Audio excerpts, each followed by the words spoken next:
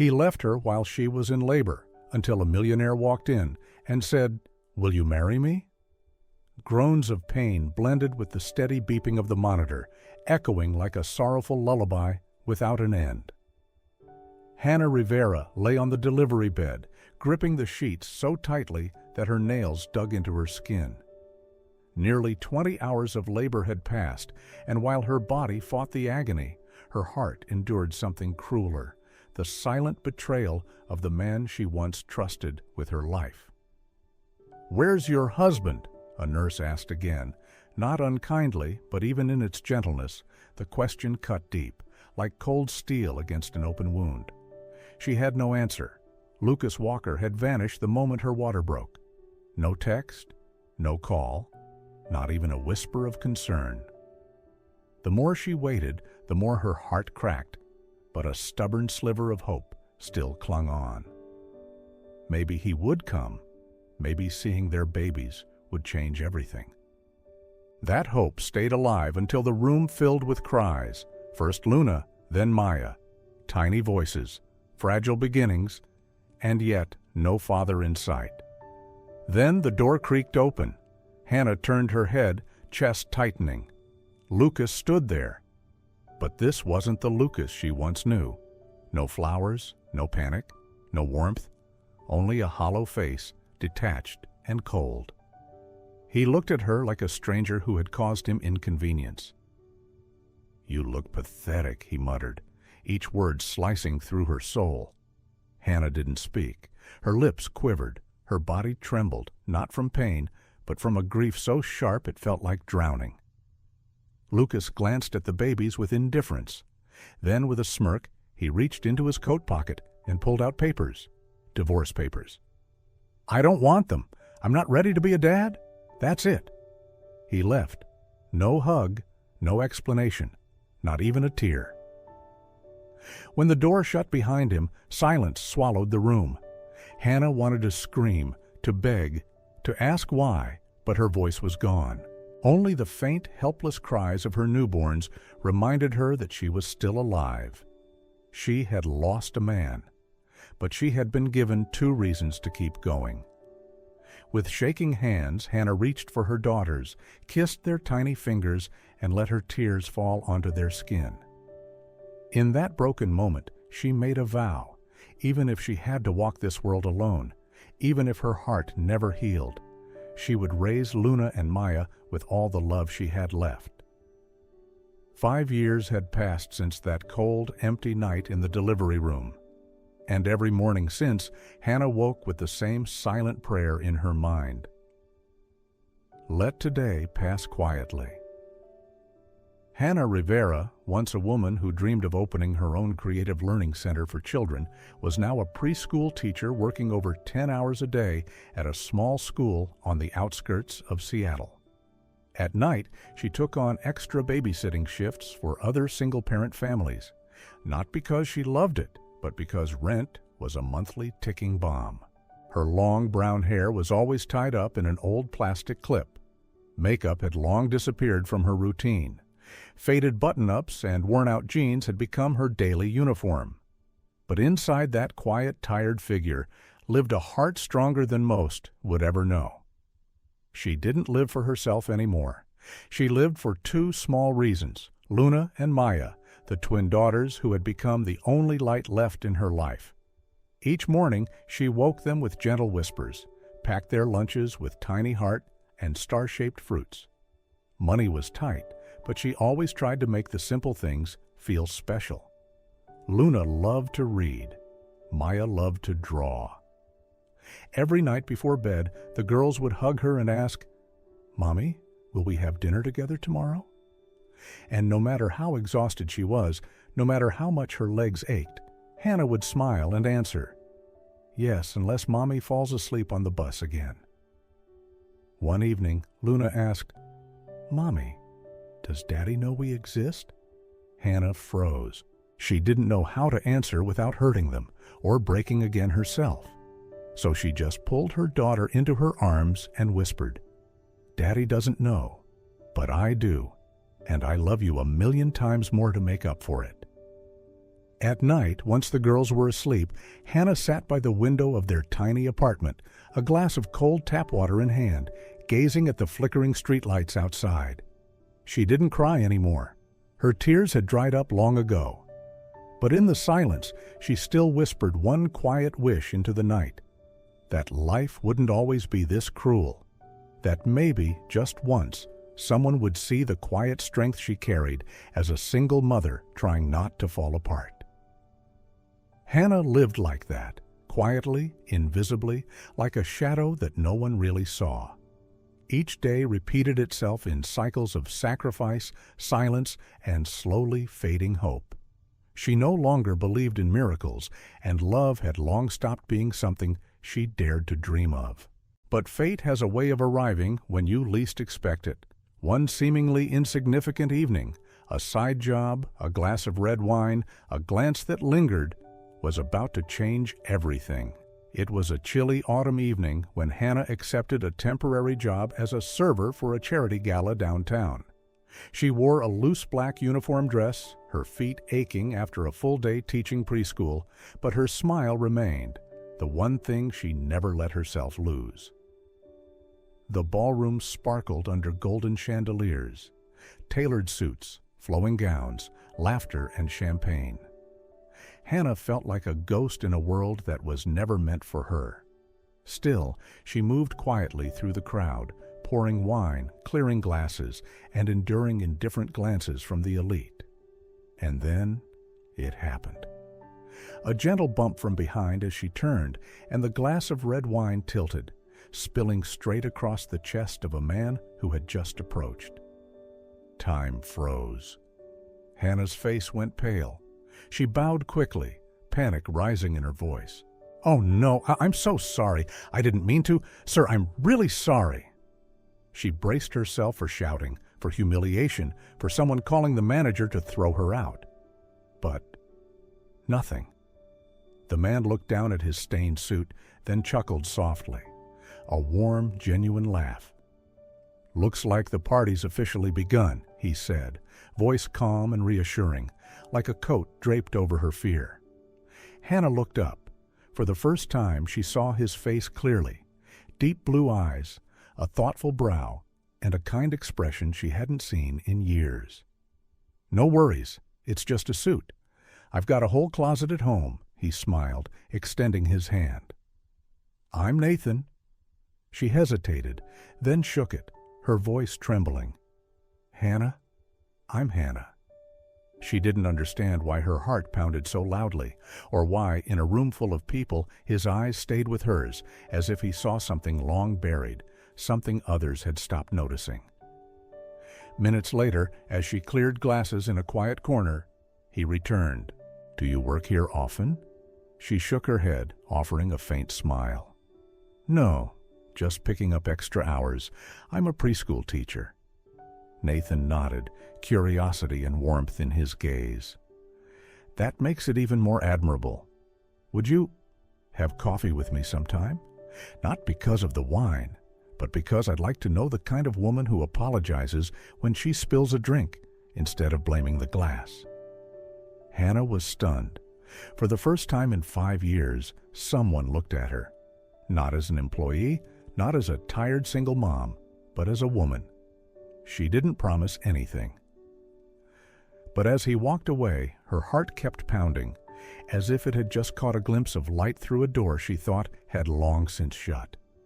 The coffee meeting happened on a rare Sunday afternoon without rain. Hannah had almost canceled. Twice. But something made her keep Nathan's message unread in her inbox for a week. Maybe it was the way he looked at her. Not with pity, not with flirtation, just honesty. The cafe was tucked away on a quiet street corner. Hannah arrived early. She sat in the furthest booth, quietly fidgeting with her cup of coffee. Untouched. She didn't know what she'd say. She wasn't even sure why she was there. It had been years since she'd met someone like this, as a woman, not just a mother. Nathan arrived right on time. He was dressed simply, without the usual air of success that most wealthy men carried. No flashy watch, no designer suit, just the same gentle smile and the same kind eyes. "Do you come here often?" he asked as he sat down. Hannah shook her head and smiled slightly. "No, I don't have time for coffee shops. I only know this place because I once brought my girls here to pick up a discounted birthday cake." The comment made Nathan laugh, genuinely, and then they talked. About small things at first, the food Hannah cooked for her daughters, Luna's messy stories, Maya's drawings. Then, deeper things. Things she hadn't told anyone. Like the fear she felt every time rent was due, or the quiet ache when her daughter drew a family picture with an empty space where a father should be. Nathan didn't interrupt. He listened, like every word mattered. No judgment, no pity. Just a man sitting across from her, fully present, as she slowly let go of the armor she'd worn for far too long. Then he shared his story. He had grown up in foster care, lost both parents at 6. His childhood was filled with cold nights, half portions of food, and so many school transfers that he stopped learning classmates' names. "Maybe that's why. I tend to notice the quiet ones in the room. People like you," he said. Hannah stayed silent. She wasn't sure if she was touched by his words or simply stunned, because for the first time in years, someone saw her.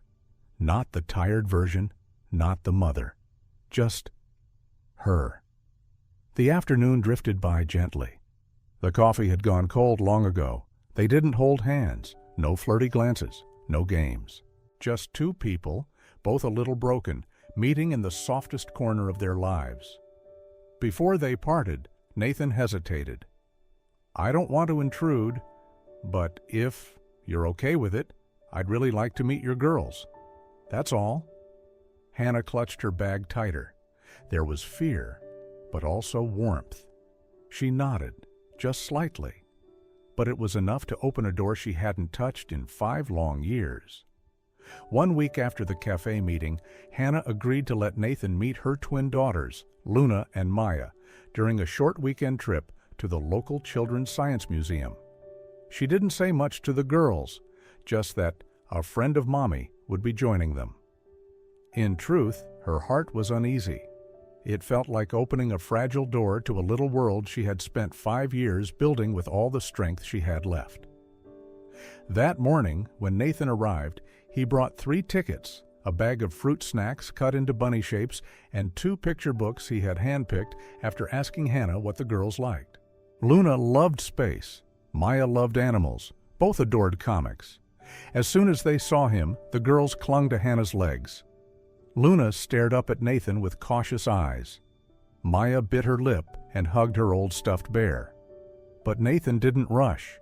He crouched down to their eye level, smiled, and said gently, "I'm Nathan. I heard we've got a big expedition today, so I came prepared, with rations for the whole crew."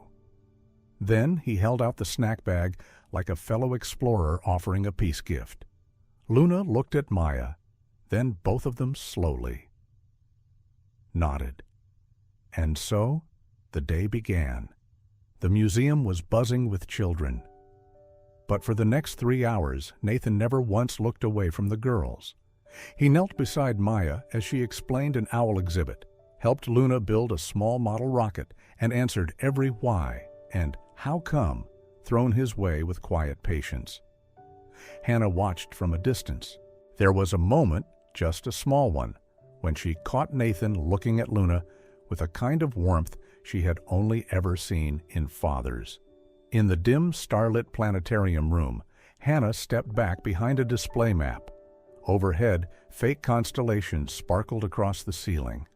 She listened to Maya giggle as Nathan told a story about a lost bear floating through outer space.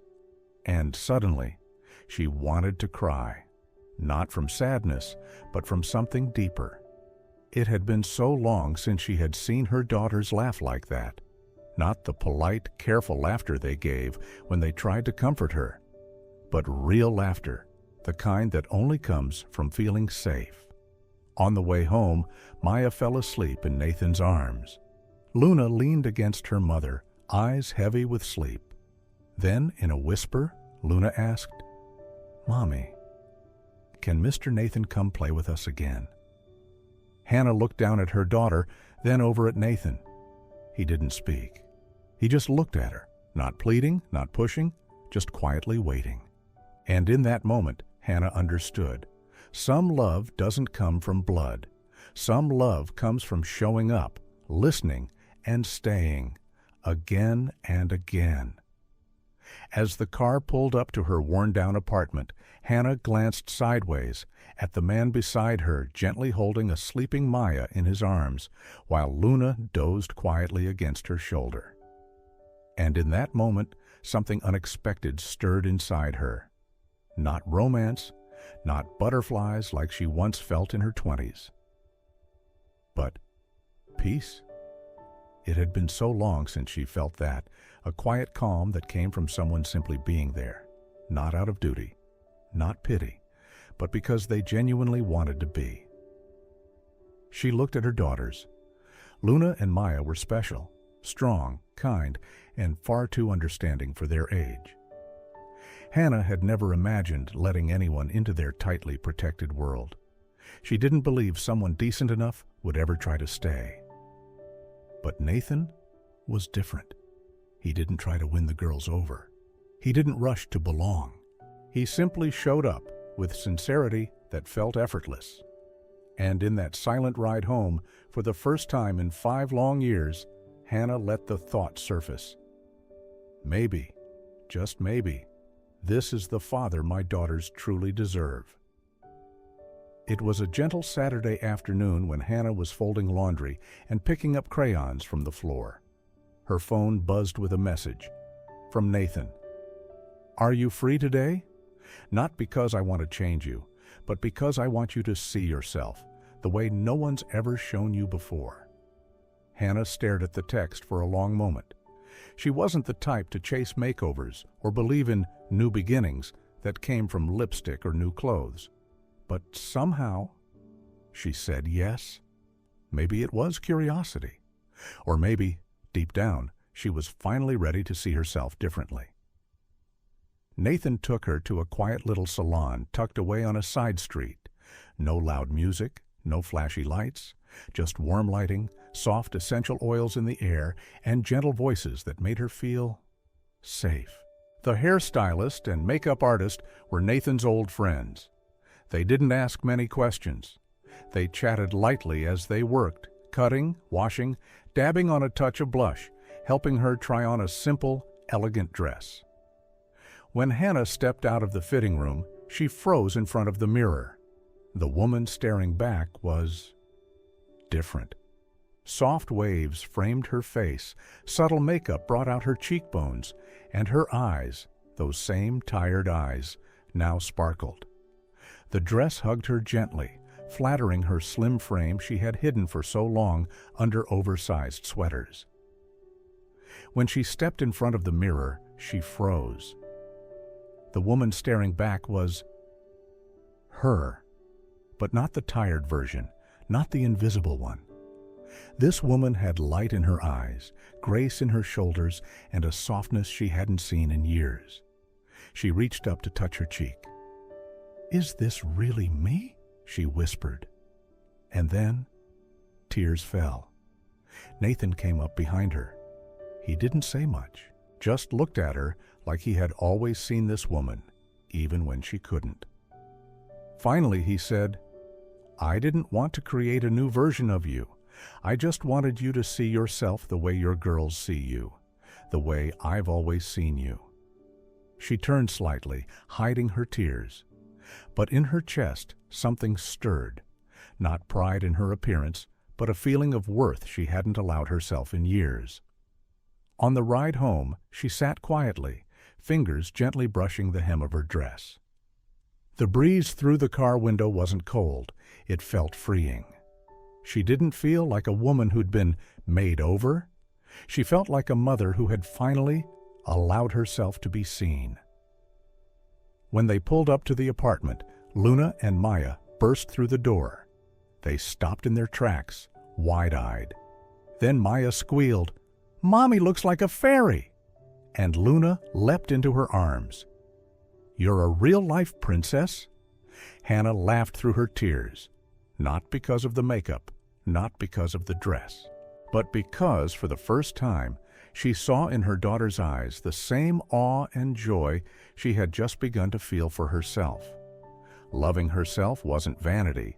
It was the beginning of teaching her girls that women, mothers, deserve to shine, even in the darkest seasons of their lives. Since the makeover day, Hannah's life had begun to follow a different rhythm. There were no grand changes, no fairy tale miracles, just little things. Quiet shifts, gentle healing. Nathan didn't arrive like a savior. He didn't storm into her world. He simply stayed.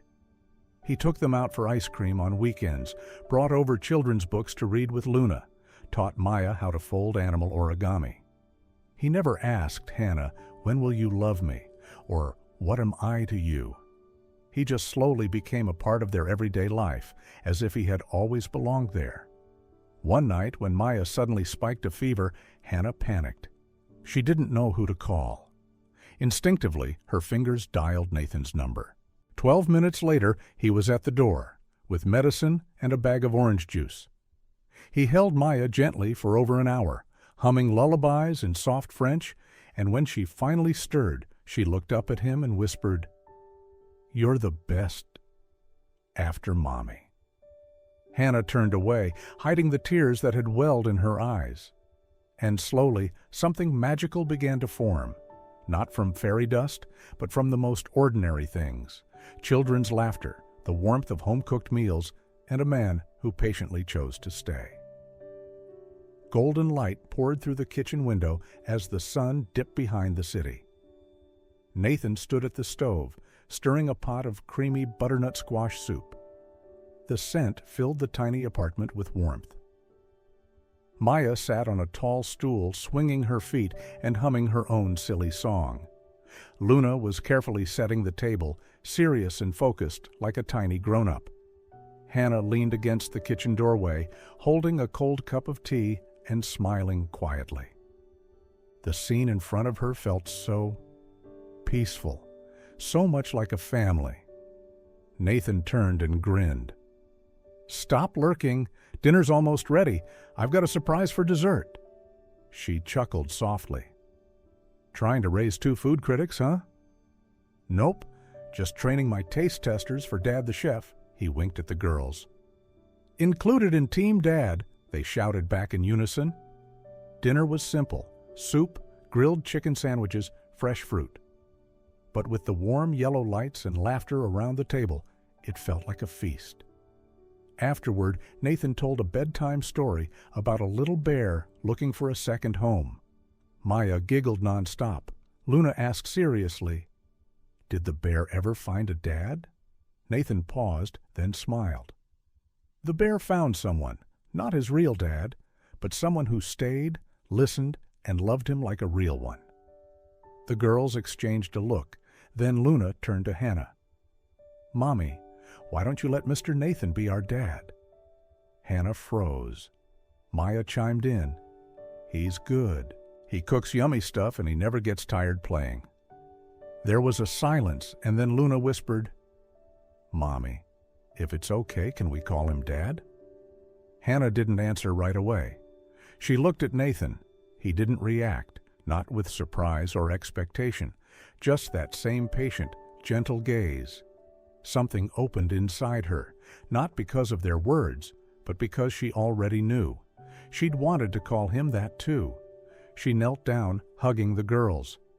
"If that feels right to you, then yes." Maya clapped. Luna ran into Nathan's arms, whispered softly, "Dad." Nathan paused just a second before kneeling to hug them both. "Thank you for giving me something I never thought I could have." That night, after the girls had gone to bed, Hannah sat by the window, wrapped in quiet. The wind was cool. The silence wasn't heavy. For the first time in years, the night didn't feel lonely. She wasn't scared of the quiet anymore. She didn't have to hold herself together alone. For the first time, she felt like she was living inside a real family, not the one she lost, not the one she dreamed of, but the one they built together from love, patience, and broken pieces held gently back into place. Life had been peaceful for Hannah, full of giggles, bedtime stories, and tiny hands reaching for Nathan while calling him Dad with innocent love. She never thought she'd have a real family again. But now she was living in the most beautiful version of that dream. Until one winter morning. She was walking Luna and Maya to school when her phone rang. Unknown number. She nearly ignored it, but something made her answer. The voice on the other end chilled her blood. "Long time, Hannah. Heard you're marrying Rich now?" Lucas, her ex-husband, the man who vanished the night she gave birth. No calls, no money, no visits. 6 years of complete silence. Hannah's hand trembled. Before she could speak, he continued, "Just calling to say I want custody of the girls. They're mine, aren't they?" She froze. You don't have any right. You never—" "Law's the law," he cut in coldly. "My name's still on the birth certificates." She swallowed hard. "What do you want?" Lucas chuckled. "Not much, just a little something from your new fiancé. Call it a peace fee to keep your happy little family untouched." And that's when it hit her. This wasn't about love. It wasn't about the girls. Lucas smelled money, and he was using the children as leverage. That night, Hannah sat alone, curled on the couch, eyes dry from crying too much. When Nathan walked in and saw her like that, lights off, house silent, he knew. He sat down beside her, gently. "You don't have to say anything yet," he whispered. But Hannah looked up, voice shaking. "Lucas came back. He wants custody, and he wants money from you." Nathan squeezed her hand. "I figured." Her eyes filled with panic. "I can't lose them. I can't let that man near them again." "You won't lose anyone," Nathan said firmly. "I already called a lawyer, one of the best in family custody law. Everything Lucas did or didn't do will matter. The courts will see the truth. But he's their biological father. And I'm the one who's been here, every day, every bedtime story, every sick night. That matters, and you're not facing this alone." The next day, Hannah walked into the law office holding Nathan's hand. She still felt scared, but for the first time, not alone. Nathan sat beside her through the entire consultation. He let her speak, but never let go of her hand. She didn't know how long this battle would last. She didn't know if the system would choose truth over paper. But she knew one thing. She wasn't the woman who had to fight the world alone anymore. She was a mother, loved and protected. And now she had a man who didn't walk away when things got hard. He stood beside her in the storm, held her hand, and whispered, "We're a family, and I won't let anyone break that." Since the day Lucas reappeared, Hannah hadn't had a peaceful night's sleep. Even with lawyers in place, with Nathan by her side, and her daughters curled safely in her arms, there was still a lingering fear, as if the past might come back and swallow everything she had fought to rebuild. But love wouldn't let her fall. Day by day, instead of retreating, she prepared. Not for escape, but for a final confrontation, a moment where she would no longer be the silent, enduring mother, but a woman brave enough to stand up for her family, for her daughters, and for herself. And fate chose the charity gala as her moment.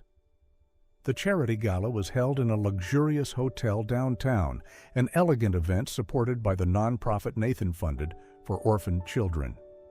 Hannah accompanied him, wearing a soft pearl dress, her hair pinned back, eyes carrying both grace and a trace of nervousness. She wasn't used to crowds. She had never wanted to be seen. But Nathan had gently told her, "Tonight, you don't have to hide. You're part of this good. No one expected the storm to come here, where it felt safest. As the cameras flashed and the MC began listing sponsors, a voice cut through the noise, loud, cold, mocking. How touching! A single mother who rebuilt her life by seducing a millionaire. The room fell into stunned silence. Lucas stood at the back, dressed sharply, smirking. He stared at Hannah and added, "She forgot to mention the kids are mine, and I will take them back, no matter what she's trying to hide." Gasps echoed.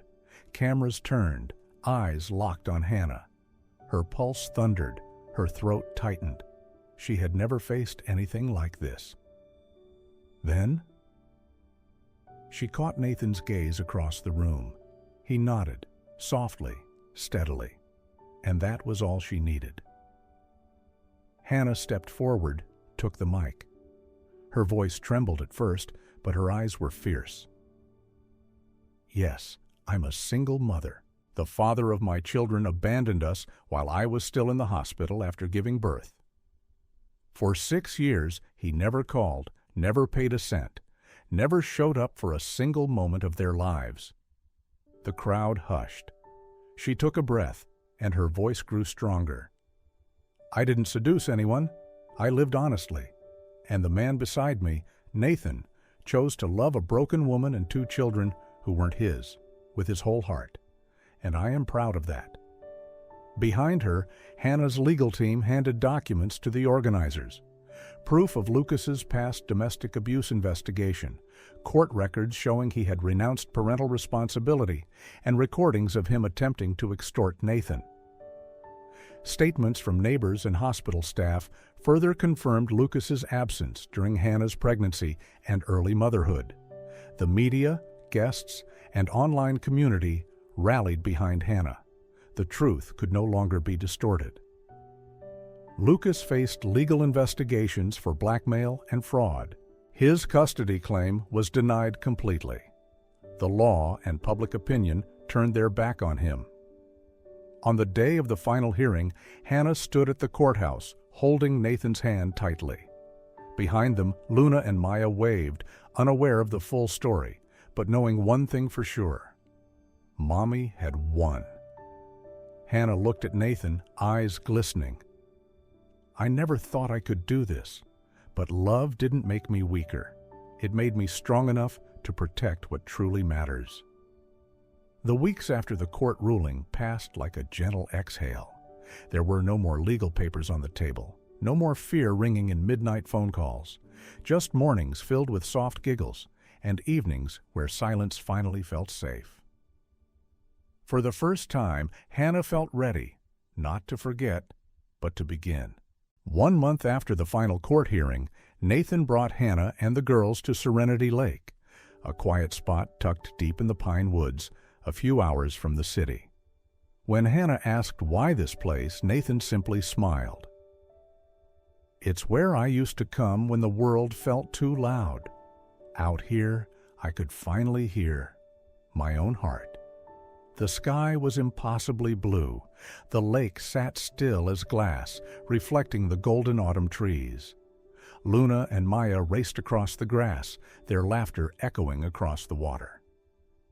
Nathan held Hannah's hand as they walked slowly along the lakeside. With each step, he shared a memory.